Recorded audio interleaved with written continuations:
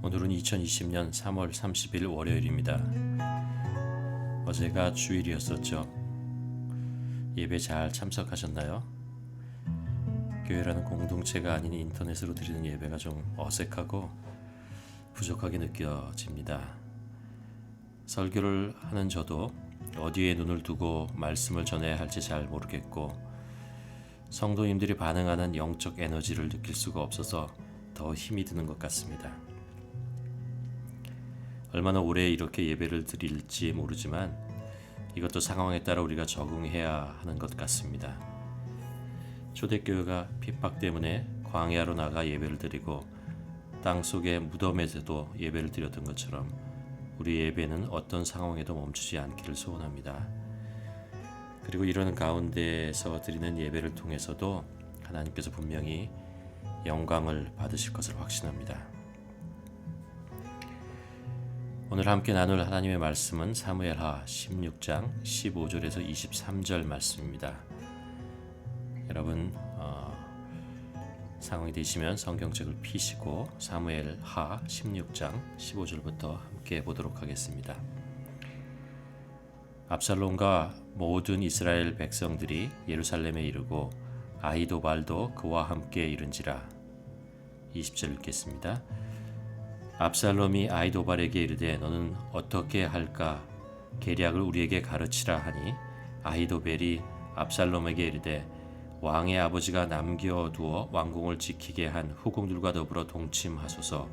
그리하면 왕께서 왕의 아버지가 미워하는 바 됨을 온 이스라엘에 들으리니 왕과 함께 있는 모든 사람의 힘이 더욱 강하여지리이다 하니라. 이 사람들이 압살롬을 위하여 옥상에 장막을 치니 압살롬이 온 이스라엘 무리 앞에서 그 아버지의 후궁들과 더불어 동침하니라. 이때에 아히도벨이 베푸는 계략은 사람이 하나님께 물어서 받은 말씀과 같은 것이라. 아히도벨의 모든 계략은 다윗에게나 압살롬에게나 그와 같이 여겨졌더라. 오늘 본문에는 아히도벨이라는 사람이 나옵니다.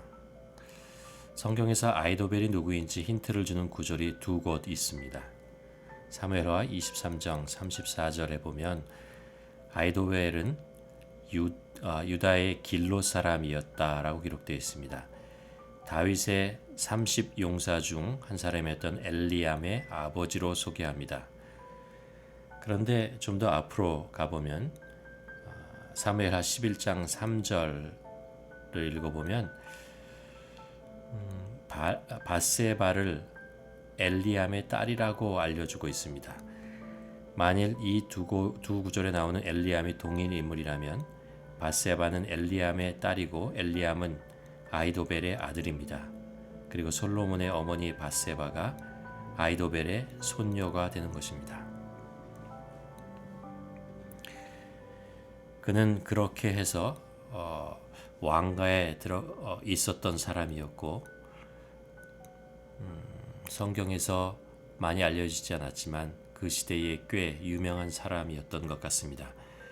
그리고 오늘 본문 23절을 보면 아히도벨은 뛰어난 모사가였습니다.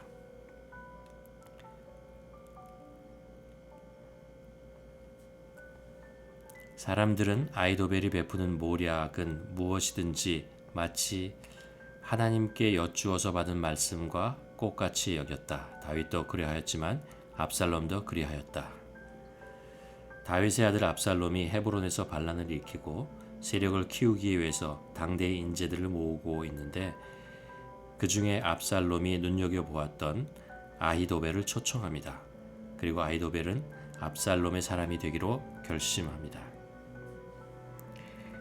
아히도벨의 모략은 다윗에게 있어서나 압살롬에게 있어서 하나님의 말씀과 대등하게 여길 만큼 상황을 판단하는 능력과 문제를 헤쳐나가는 지혜가 뛰어났습니다. 그래서 많은 사람들로부터 그 시대의 신임을 받고 있었습니다. 우리 모두가 지도자일 수는 없습니다. 소수의 지도자 곁에는 다수의 추종자들이 있기 마련입니다. 특별히 지도자를 지도자답게 만들었던 적지 않은 참모들과 자문단들은 역사 속에서 흥망성쇠를 함께하여 이름을 남기고 있습니다. 성경은 이 같은 사람을 모사로 분류하며 이들이 중요한 역할을 거듭 강조하고 있습니다. 아이도벨은 밧세바의 할아버지로 다윗의 정치적인 자문 역할을 했고 뛰어난 참모였습니다. 그리고 이번에는 다윗에게 반란을 일으킨 압살롬의 모사가가 됩니다. 자신의 능력과 판단을 신뢰했던 아히도벨은 압살롬의 반란을 계기로 다윗의 시대가 끝났다고 판단했습니다. 그래서 그는 압살롬의 편에 서기로 결정을 합니다. 그러나 이것은 그의 인생의 결정적인 잘못된 판단이 되고 맙니다. 오늘 본문에 보면 아히도벨은 왕궁에 들어온 압살롬이 다윗의 후궁들과 동침하도록 유도했는가 하면 반란군을 피해 처량하게 도망하는 다윗과 그의 군대들을 쫓아가서 당장에 부수어야 한다고 압살롬에게 건의합니다. 어쩌면 아히도벨의 치밀한 건의를 압살롬이 수락했다면 다윗과 그의 남은 세력들은 완전히 진멸했을지도 모릅니다. 그러나 후세의 의견을 들은 압살롬은 아히도벨의 건의를 거절합니다. 그리고 결국 다윗에게 도망할 시간과 세력을 다시 모을 기회를 주게 됩니다. 아히도벨은 자신의 이 같은 책략이 받아들여지지 않자 분통하게 여기고 고향으로 돌아가 목을 메고 자살해버립니다. 그리고 이렇게 한 시대를 풍미하던 지략가 아히도벨은 인생을 마감하게 됩니다. 이 한 사람의 인생을 읽으면서 한 가지 질문을 하게 됩니다. 지혜란 무엇인가? 지혜롭게 산다는 과연 무엇인가 하는 것입니다. 아히도벨은 다윗도 인정했던 지혜와 지식을 가진 사람이었습니다. 그리고 압살롬을 새로운 시대를 이끌 새로운 왕으로 판단했던 것도 당시 정치적 상황을 보면 옳은 결정이라고 할 수 있습니다. 다윗은 늙었고 압살롬은 다윗의 왕자 중에서 가장 뛰어난 사람이었습니다. 그리고 왕궁에 들어간 후에 계속해서 다윗을 쫓아가서 진멸해야 한다는 것도 탁월한 작전이었습니다. 그리고 마지막에 압살롬이 그의 의견을 듣지 않자 압살롬이 자신이 생각했던 그런 뛰어난 왕이 될 수 없다는 것을 알고 낙향해 버린 것도 옳은 판단이었습니다. 그리고 이제 다윗이 세력을 모아 다시 왕권을 회복할 것을 판단한 아히도벨은 스스로 목숨을 끊게 됩니다. 이렇게 뛰어난 판단력과 지혜를 가진 아히도벨. 그렇다면 아히도벨의 지혜는 무엇이 부족했던 것일까요? 왜 그는 그 뛰어난 지혜를 가지고도 결국 자살이라는 판단을 하게 되었을까요? 아히도벨은 지혜로운 사람이었지만 과연 무엇이 부족했을까라는 것을 생각해 봅니다. 맞습니다. 그렇습니다. 한 가지 중요한 것이 빠져 있습니다.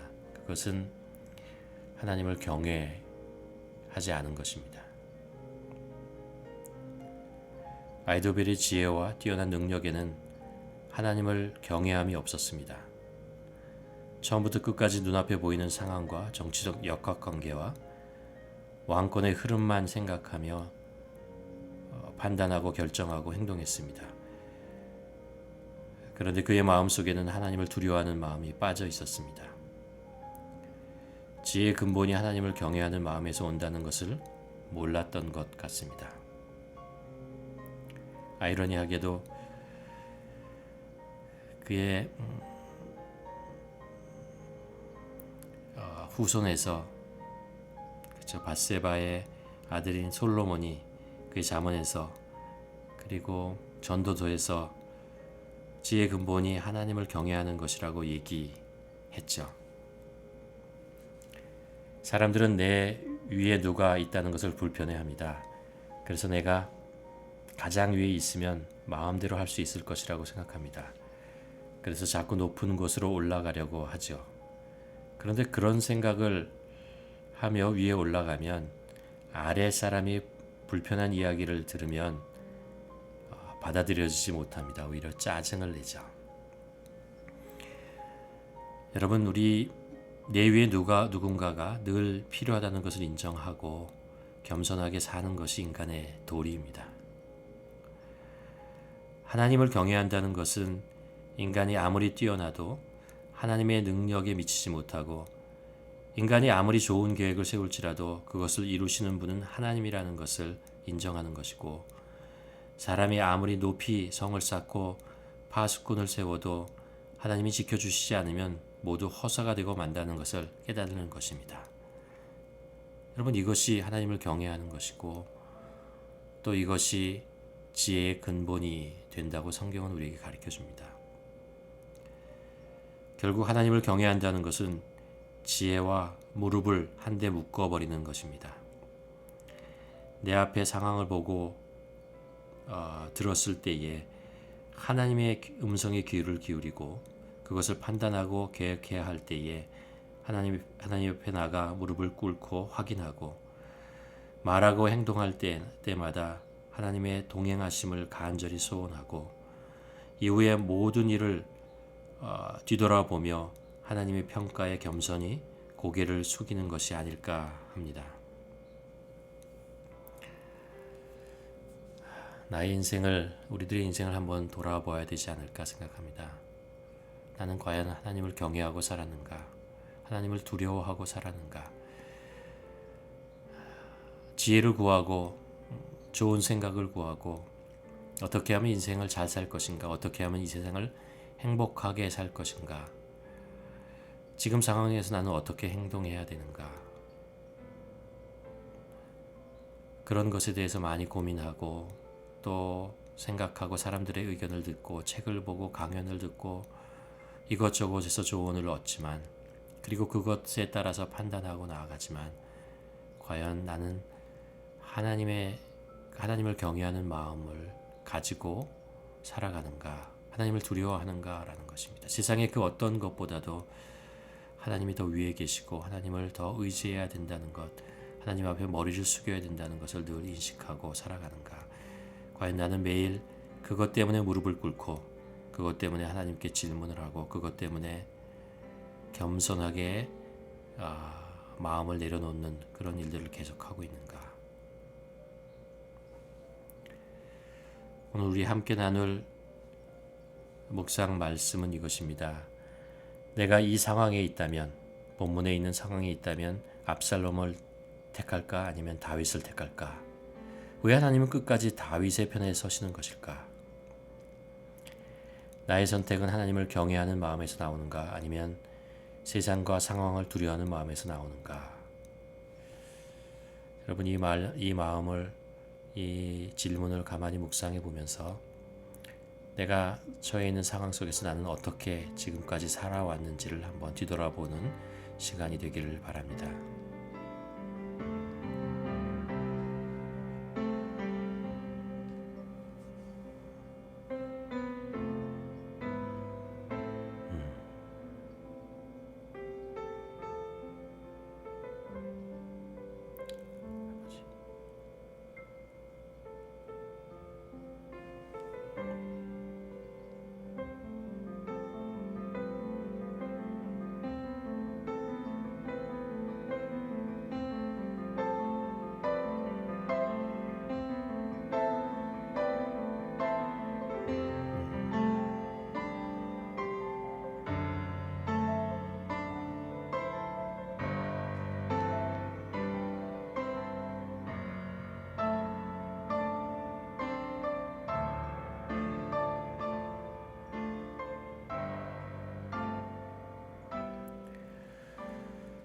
오늘도 보이지 않으시는 하나님 아버지를 경외하며 사는 하루가 되기를 소원합니다. 하나님, 저로 눈에 보이는 상황과 사건에만 매이지 않게 하시고 모든 것에 뛰어나신 하나님을 의식하며 살게 하셔서 세상을 탐닉하거나 두려워하며 잘못된 판단, 성급한 행동을 하지 않게 지켜주시옵소서. 나의 삶뿐만 아니라 세상 모든 것을 주관하시고 선한 길로 이끄시는 분이 하나님이심을 확신하며 오늘도 담대하게 세상으로 나아가게 하여 주시옵소서. 오늘도 우리 삶의 이런저런 사건들과 이런저런 문제들 속에 또 하루를 살아가야 합니다. 하나님 아버지, 우리가 하나님의 주시는 그 지혜를 가지고 살아가기를 원합니다. 그러기 위해서 하나님을 경외하게 하시고 하나님 앞에 무릎을 꿇으며 하루를 살아가고 우리와 동행하시고 우리를 이끄시는 주님을 의식하며 살아가는 하루가 되게 하여 주시옵소서. 이 모든 말씀 예수 그리스도 이름으로 기도드렸습니다.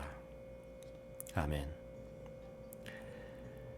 여러분, 오늘은 월요일입니다. 한 주 동안 또 하나님을 경외하는 마음으로 하나님께서 우리와 함께 하신다는 것을 확신하며 임마누엘의 하나님을 찬양하며 살아가는 한 주가 되기를 주님의 이름으로 간절히 축원합니다.